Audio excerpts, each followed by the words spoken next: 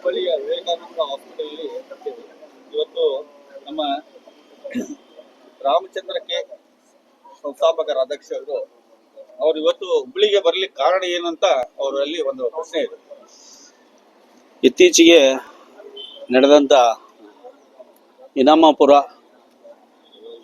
ವೀರಾಪುರದಲ್ಲಿ ನಡೆದಂತ ನಮ್ಮ ಮಾನ್ಯಳ ಹತ್ಯೆ, ವಿವೇಕಾನಂದ ಕುಟುಂಬದವರ ಮೇಲೆ ನಡೆದಂತ ದೌರ್ಜನ್ಯ, ಹಲ್ಲೆ, ಈ ವಿಚಾರವಾಗಿ ನಾವು ರಾಜ್ಯ ಸರ್ಕಾರಕ್ಕೆ ಮನವಿ ಸಲ್ಲಿಸುವ ಮೂಲಕ ಬಂದ್ವಿ. ಇಲ್ಲೇನಪ್ಪ ಅಂತಂದ್ರೆ ಇಲ್ಲಿನ ಜಿಲ್ಲಾ ಆಡಳಿತ ಹಾಗೂ ತಾಲೂಕು ಆಡಳಿತ, ಸಮಾಜ ಕಲ್ಯಾಣ ಇಲಾಖೆ ವಿಫಲ ಆಗಿದೆ. ಇಲ್ಲಿ ನಮ್ಮ ಸಮಾಜಕ್ಕೆ ನ್ಯಾಯ ಕೊಡೋದ್ರಲ್ಲಿ, ಶೋಷಿತ ಸಮಾಜ ಆದಂಥ ನಮ್ಮ ದಲಿತ ಇದಕ್ಕೆ ನ್ಯಾಯ ಕೊಡೋದ್ರಲ್ಲಿ ವಿಫಲ ಆಗಿದೆ. ಆ ಒಂದು ಕಾರಣಕ್ಕೆ ನಾವು ಇಲ್ಲಿ ಯಾವುದೇ ರೀತಿ ಮನವಿ ಸಲ್ಲಿಸ್ತಾ ಇಲ್ಲ. ಇದನ್ನೇನಂತ ನಾವು ಮಾನ್ಯ ರಾಜ್ಯಪಾಲರಿಗೇನೆ ಮನವಿ ಸಲ್ಲಿಸ್ಬೇಕಂತೇಳಿ ತೀರ್ಮಾನ ಮಾಡ್ಕೊಂಡು ಇಲ್ಲಿದ್ದ ರಾಜ್ಯಪಾಲರಿಗೆ ನಾವು ಮನವಿಯನ್ನ ಸಲ್ಲಿಸ್ಬೇಕು. ಇಲ್ಲಿರ್ತಕ್ಕಂಥ DC ಅವರಾಗಿರ್ಬೋದು, ಆಮೇಲೆ ತಹಸೀಲ್ದಾರ್ ಆಗಿರ್ಬೋದು, ಸಮಾಜ ಕಲ್ಯಾಣ ಇಲಾಖೆ ಅಧಿಕಾರಿಗಳಾಗಿರ್ಬೋದು, ಎಲ್ಲರನ್ನು ಸಸ್ಪೆಂಡ್ ಮಾಡಬೇಕು. ಇಲ್ಲಿ ಮನುವಾದಿ ಅಧಿಕಾರಿಗಳು ತುಂಬಿದ್ದಾರೆ. ಮನುವಾದಿ ಅಧಿಕಾರಿಗಳನ್ನ ತೆಗೆದುಹಾಕಿ ಸರ್ವ ಸಮಾಜಕ್ಕೂ ನ್ಯಾಯ ಕೊಡುವಂಥ ಅಧಿಕಾರಿಗಳನ್ನ ಆದಷ್ಟು ಬೇಗ ಇಲ್ಲಿಗೆ ವರ್ಗಾವಣೆ ಮಾಡಬೇಕು.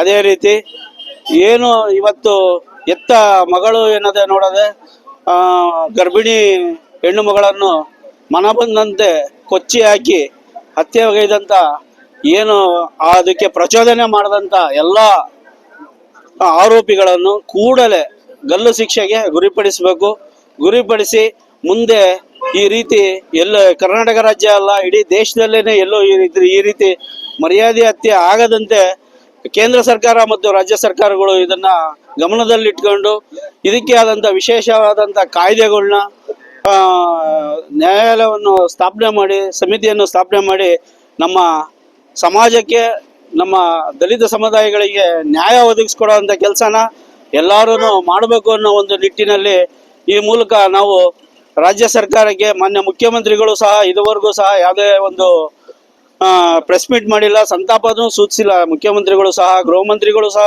ಯಾವುದೇ ರೀತಿ ಸಂತಾಪ ಸೂಚಿಸಿಲ್ಲ.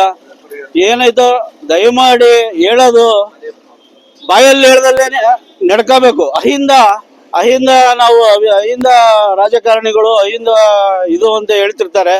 ಯಾವುದೇ ರೀತಿ ಇಲ್ಲಿ ನಡೀತಾ ಇಲ್ಲ. ಒಂದು ಸಮಾಜಕ್ಕೆ ಒಂದು ತರ, ಈ ಸಮಾಜಕ್ಕೆ ಶೋಷಿತ ಸಮಾಜ, ನಮ್ಮ ಮಾದಿಗ ಸಮಾಜಕ್ಕೆ ಒಂಥರ ಶೋಷಣೆ ಮಾಡ್ತಾ ಇದ್ದಾರೆ. ಯಾಕೆ? ನಾವೇನು ಮನುಷ್ಯರಲ್ವಾ? ನಾವೇನು ಮಾನವ ಜಾತಿಯಲ್ಲಿ ಹುಟ್ಟಿಲ್ವಾ? ನಮಗೇನು ಅದು ಸ್ವಾತಂತ್ರ್ಯ ಸಿಕ್ಕಿ 75-76 ವರ್ಷ ಆದರೂ ಸಹ ನಮ್ಗೆ ಇನ್ನೂ ಸ್ವಾತಂತ್ರ್ಯನೇ ಇಲ್ವಾ? ಯಾಕೆ ಈ ಥರ ಮಾಡ್ತಾ ಇದ್ದೀರಾ?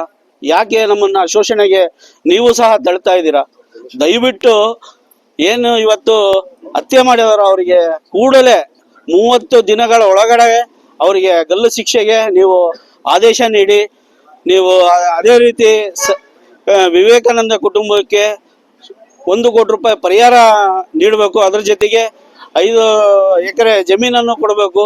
ಅದರ ಜೊತೆಗೆ ಸರ್ಕಾರಿ ಕೆಲಸನೂ ಕೊಟ್ಟು ಆ ಒಂದು ಕುಟುಂಬಕ್ಕೆ ಯಾವುದೇ ರೀತಿ ಬೇರೆ ತರವಾಗಿ ಭಯ ಇಲ್ದಲೇನೆ ನಮ್ಮ ಕಾಲೋನಿಗಳಿಗೆ ನುಗ್ಗಿ ನೀವು ಯಾರು ದೌರ್ಜನ್ಯ ಮಾಡ್ತಾ ಇದ್ದಾರೋ ಅಂಥವ್ರನ್ನ ದಯವಿಟ್ಟು ಬಂಧಿಸಿ ಕಾಲೋನಿಗಳಿಗೆ ಹೋಗಿ ಅರಿವು ಮೂಡಿಸೋಂಥ ಕಾರ್ಯಕ್ರಮ ಮಾಡಿ ನಮ್ಮ ಸಮಾಜದ ಹುಡುಗರು, ಯುವಕರಾಗಿರ್ಬೋದು, ಮಹಿಳೆಯರಾಗಿರ್ಬೋದು, ಅಕ್ಕ ತಂಗಿಯರಿಗೆ ಎಲ್ಲರಿಗೂ ಧೈರ್ಯ ತುಂಬುವಂಥ ಕೆಲಸನ ನೀವು ಈ ಒಂದು ವಾರ 15 ದಿನಗಳ ಒಳಗಾಗಿ ಅಲ್ಲಿ ನಮ್ಮ ಕಾಲೋನಿಗಳಲ್ಲಿ ನೀವು ಕೆಲಸ ಮಾಡಬೇಕು ಅಂತೇಳಿ ಮಾನ್ಯ ಮುಖ್ಯಮಂತ್ರಿಗಳಲ್ಲಿ ವಿನಂತಿ ಮಾಡಿಕೊಂಡು, ಮಾನ್ಯ ರಾಜ್ಯಪಾಲರು ಸಹ ಇದರ ಬಗ್ಗೆ ಗಮನ ಹರಿಸಬೇಕು.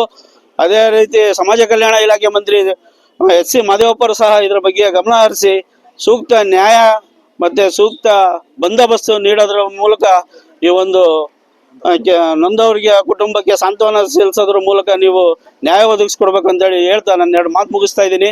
ಜೈ ಭೀಮ್, ಜೈ ಅಂಬೇಡ್ಕರ್ ಸಂವಿಧಾನ ಸಂರಕ್ಷಣಾ ಸಮಿತಿ. ನಮ್ಮ ಹೆಸರು ರಾಮಚಂದ್ರಪ್ಪ ಕೆ, ಅಂಬೇಡ್ಕರ್ ಸಂವಿಧಾನ ಸಂರಕ್ಷಣಾ ಸಮಿತಿ ರಾಜ್ಯ ಸಂಸ್ಥಾಪಕ ರಾಜ್ಯಾಧ್ಯಕ್ಷರು. ಜೈ ಭೀಮ್.